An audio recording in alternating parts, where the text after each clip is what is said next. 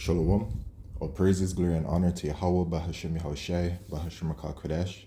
Double honors unto the apostles and elders of GMS, or the true leaders of Israel today, and salutations to all of the Akim who do this work in truth and sincerity, who risk their lives and their freedom to do so, as well as the scattered Israelites who come looking like the heathen but are not, by way of their forefathers' seeds who are Israelite men.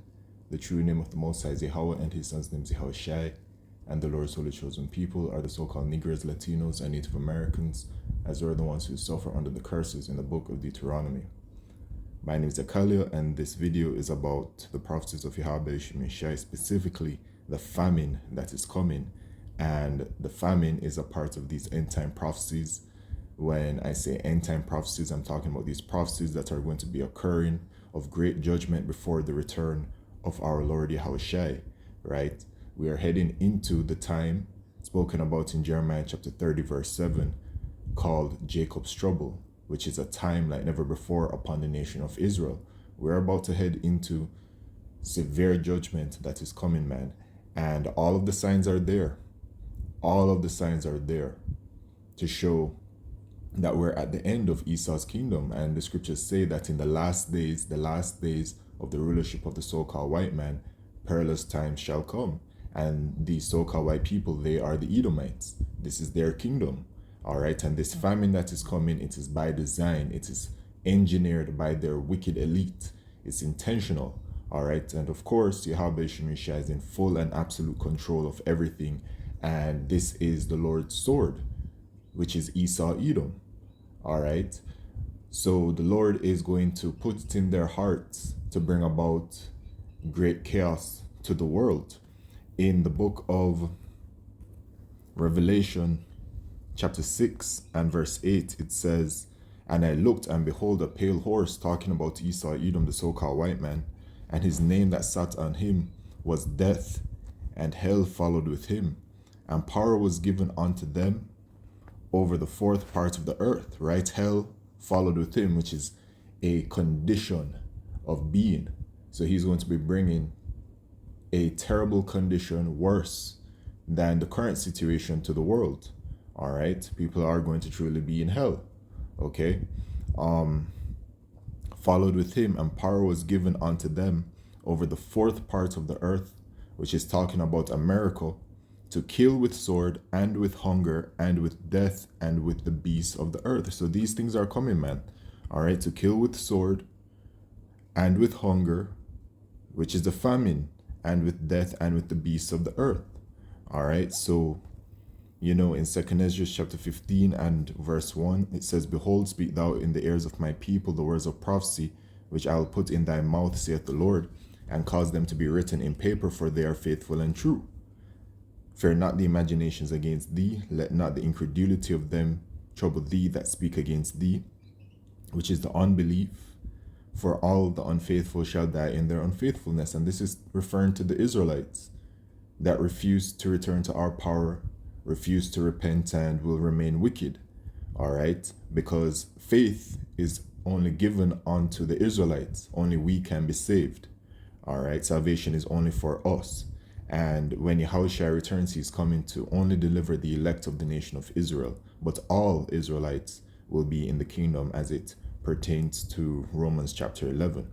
Okay, so it says, "Behold, saith the Lord, I will bring plagues upon the world, the sword, famine, death, and destruction." So this is what is coming. All right, and so you have here this lady, Lena. "America's grocery crisis, trade wars, rising food prices, and empty shelves. Who's really to blame?" Let's take a listen. Welcome back to the channel. Today we're diving into something that affects all of us, our next trip to the grocery store. If you noticed recently that your grocery bills are creeping up, you're not imagining it, and unfortunately it is about to get worse.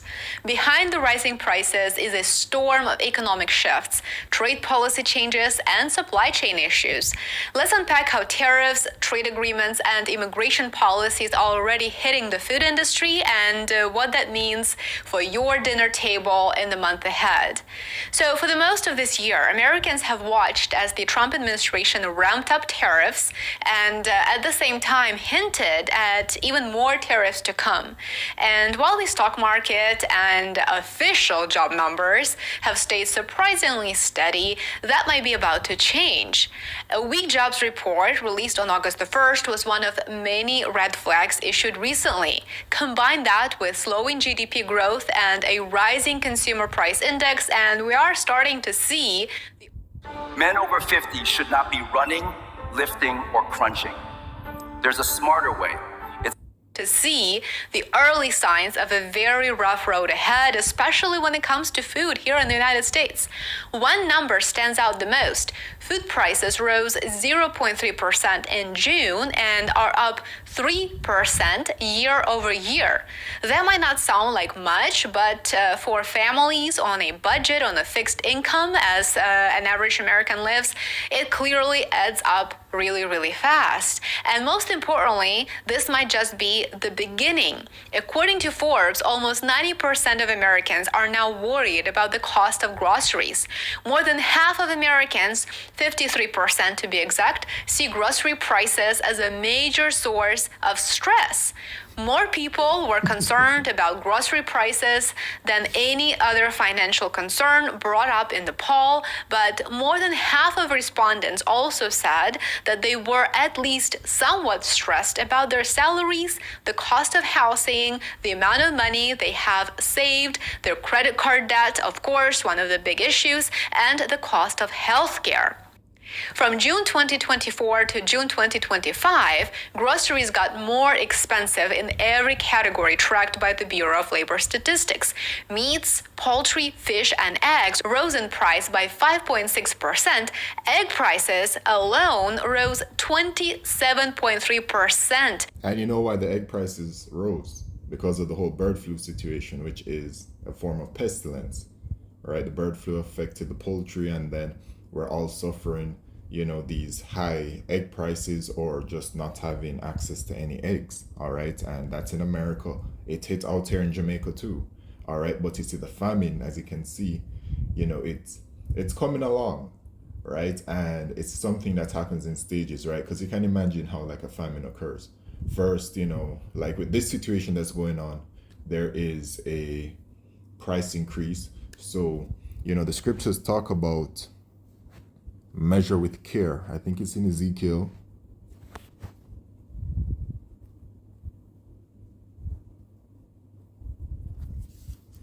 In Ezekiel chapter 4 and verse 6, it says, "Moreover, he said unto me, Son of man, behold, I will break the staff of bread in Jerusalem, and they shall eat bread by weight and with care, and they shall drink water with measure and with astonishment." So basically that's like rationing out the food, right? You can't just, we're heading into the times where, the beginning stages is looking like it's going to be, people are going to have to ration their food. They'll no longer be able to just consume whatever they want to, whenever they want to anymore, all right, because of the high prices, okay? And then, of course, that affects the majority of the people first in the world, so the majority of the people are going to be feeling that, right? Lower income people, then middle income people, etc. All right, and then eventually, what happens? First, the increase of the food prices, then you gotta, ration it out in a certain type of way. You only can buy this or that, etc. And then eventually, it just goes to the next point where there ain't no food on the shelves, okay? So it's like in 2 Ezra chapter 6 and verse 22, it says, "And suddenly shall the sown places appear unsown, the full storehouses shall be suddenly found empty." All right, so those places that have food, they're going to be, as it says, shall suddenly be found empty. "And the trumpet shall give a sound, which when every man heareth, they shall be suddenly afraid." So the announcement is going to go out, okay? "And at that time shall friends fight one against another like enemies, and the earth shall stand in fear with those that dwell therein. The springs of the fountain shall stand still, and in 3 hours they shall not run." So it's a famine of food and water that's coming, and it is going to be so dire, it's going to be so terrible that people that were friends, etc., are going to be fighting against one another, because it's going to become, every man for himself. It's going to be where people are only going to first be concerned about their family members, and then it's going to be their immediate family, you know what I'm saying, and then their household, and eventually it's just going to get to the point where it's every man for himself, you know, to survive, right? All kinds of things are going to be happening in these last days, man. The mark of the beast prophecy, which is a market that's coming as well. Okay, things are going to be getting really rough real soon. And this whole trade war thing and whatever else, you know, you can draw the parallels to what was it, World War II, right? They did a whole, before World War II, if I'm remembering the succession of things correctly, it was that first there was this trade war that was going on, which then led into what, the Great Depression, right? And then World War II. Okay, if I'm let me just do a fact check on that real quick. Yes, correct.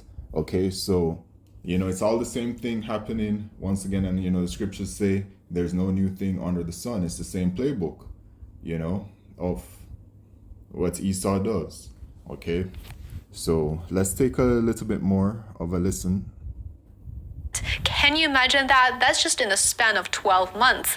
At 3%, the cost of food is rising faster than the overall inflation rate as measured by the Consumer Price Index at 2.7%. Thanks to trade deals like NAFTA and the United States-Mexico-Canada Agreement, most agricultural products from Mexico and Canada come into the United States tariff-free, duty-free in other words. In fact, Mexico and Canada now supply over $75 billion worth of food to the United States every single year. So anyone who supports waging an economic war on these two neighboring countries ought to think twice. In fact, the Trump administration should have thought twice before imposing tariffs on the countries that we so heavily depend on for our basic needs, the very basic needs, before even having the capacity to replace those imports with domestically produced items. One of the issues is that the United States doesn't have the capacity to replace those items at an equal or lesser cost.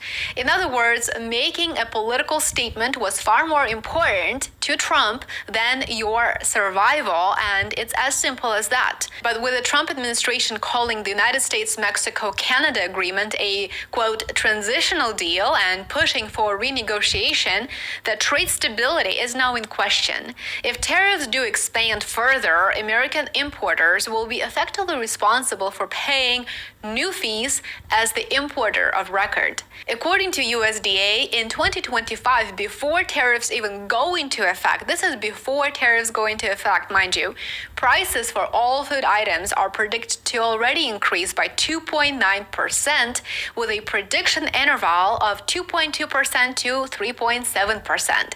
Food at home prices are predicted to increase 2.2%, with a prediction interval of 1.1 to 3.4%, and the next category, food away from home, is expected to increase 4%, with a prediction interval of 3.5% to 4.4%. It's not just about tariffs either. For example, a new 17% anti-dumping duty on Mexican tomatoes took effect in July.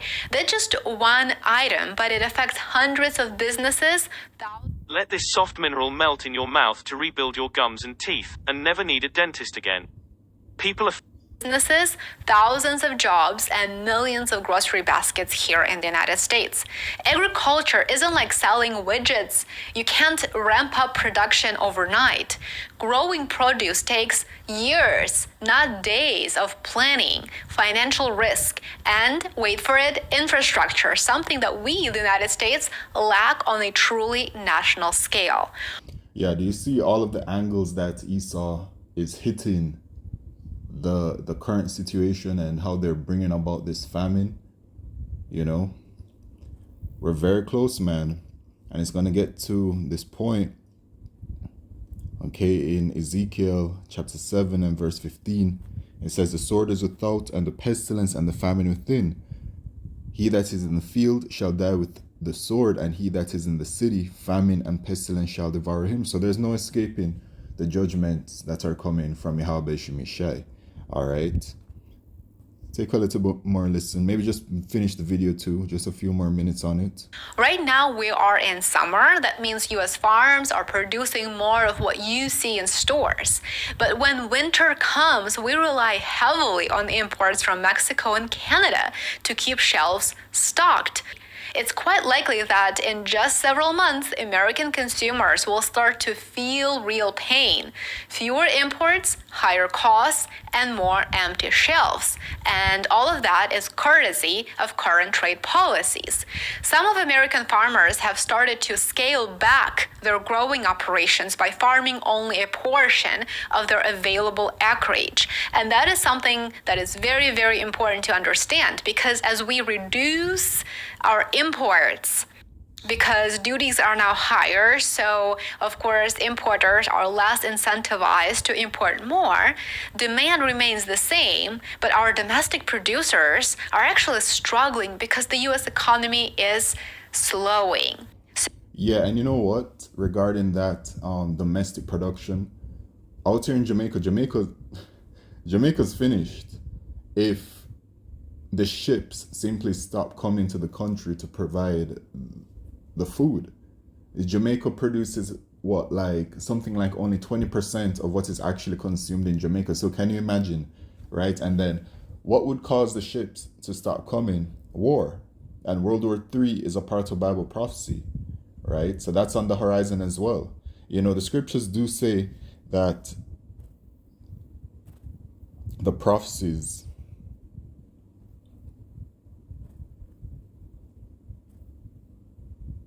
in 2nd Ezra chapter 16 and verse 38, it says, no, verse 37, behold, the plagues draw nigh and are not slack, right? The plagues that are going to be brought by Yahweh Shemishai. And when a woman with child in the 9th month bringeth forth her son, with 2 or 3 hours of her birth great pains compass her womb, which pains when the child cometh forth, they slack not a moment.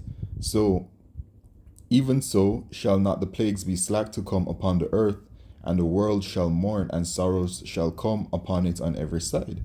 All right, so the plagues are coming for sure, right? The process of Yahweh Shemishai, of great judgment, the famine, the pestilence, the sword, etc. Okay, and it likens it unto a woman, going through her situation of birthing a child, where first it's like what, the water breaks, or I think maybe she's feeling contractions before that, and then the water breaks, but then the closer that the child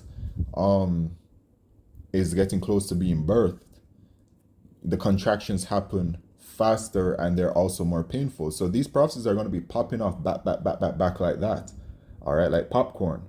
Okay, and this thing is ramping up, man, because in Matthew chapter 24, right, the disciples asked Yahushua, what shall be the sign of thy coming and the end of the world?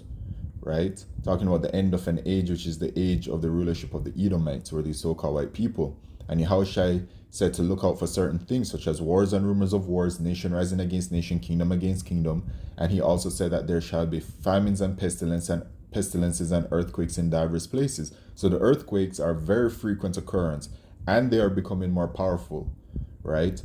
And then you have the pestilences where, I did a video on the pestilences yesterday. It's like they just keep on popping up. This type is popping up, that is popping up. In China right now, they're in lockdown. They're in quarantine because of the chikungunya virus situation, right? But we've also heard about the bird flu, the bubonic plague, the Ebola scare in New York, right? All kinds of different things. They had the quademic situation. So prophecy is speaking, it's showing. So what next is on the table to hit the earth? The famine. Yes, you have famine in, I believe, Sudan, and you have famine in Gaza, right? That's going on, but the famine is going to be a worldwide thing. And Yahushua said, these are the beginning of sorrows. So we're going to be going through these things, and these are only the beginning of sorrows. Okay, so this famine is going to persist for a hot minute before Yahushua returns. Okay? So domestic producers do this to conserve cash for the next couple of years. As anyone now understands, volatility and instability will only worsen. They're here to stay. Less farming means less food and, of course, higher prices. The uncertainty is just too high and the risk is too great. Without a predictable trade environment, even experienced American growers are pulling back. There is another piece to this puzzle which should not be ignored, and that is labor. Even before tariffs, U.S. agriculture was struggling with labor shortages. Right now, immigration crackdowns have made it worse. And yes, before you say anything, we do need to impose immigration laws. We do need to protect our borders, but we also need to be fully aware of how it's done, whether it is constitutional, and what the downstream impact is. Despite initial promises not to target farm workers, recent ICE actions have spooked immigrant communities. Whether you like it or not, without that workforce, even domestic farms are scaling back. That's just the truth, whether you like it or not. Fewer hands in the fields means smaller harvests, tighter supply, and yes, higher prices again. American workers are not rushing to replace those farming jobs, by the way, so that's another factor to understand. Have you noticed the price of your groceries go up? Let us know in the comments below. We would love to hear from you. Yeah, this kingdom is through, man. And the famine is a very severe judgment. This is going to be my last precept. In Lamentations chapter 4 and verse 9, it says, "They that be slain with the sword are better than they that be slain with hunger. For these pine away stricken through for want of the fruits of the field." So it's better to die of the sword than to perish of starvation. And it's going to be so sore, the famine, that cannibalism will be occurring, unwillingly. People who have never done it before will be turning to it. The hands of the pitiful woman have sodden their own children. Look at the word sodden here in the Hebrew, the word bashal, and it says to cook, boil, bake, roast, ripen. So it can be read as the hands of the pitiful woman have cooked, baked, roasted their own children. They were their meat in the destruction of the daughter of my people. All right, so it's going to be really bad. And if you don't have that protection from Yahweh Shemishai, that Thawah, which is the mark of exemption spoken about in Ezekiel chapter 9 verse 4, you're through. All right, so it's only a matter of time, man, before this thing starts to kick off in a very severe way, and it can happen very quickly.